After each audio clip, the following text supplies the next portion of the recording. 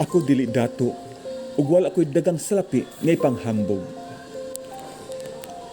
Simpura gyud ang akong kinabuhi.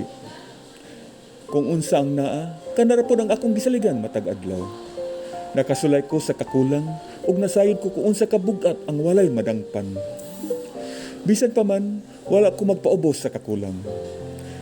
Kay bisan gamay ra ang nanako, andam ko nga muhatag o mutabang sa mga nanginahanglan. Usahay usara ka pirasong tinapay, usa ka gamay nga kantidad, ug usa ka pulong nga makapalikon sa ilang kasing-kasing. Apan kung ihatag mo kini nga tinud-anay, dako na kayo og bili para sa ilaha.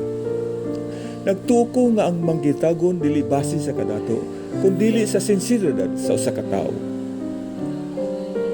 Mas may pangpobre nga nay kasing-kasing nga malum, kasi dato nga walay pang pakabana. Mo kana ang akong prinsipyo, simple. Simple nga kinabuhi, apan puno sa gugma ug pagpaambit.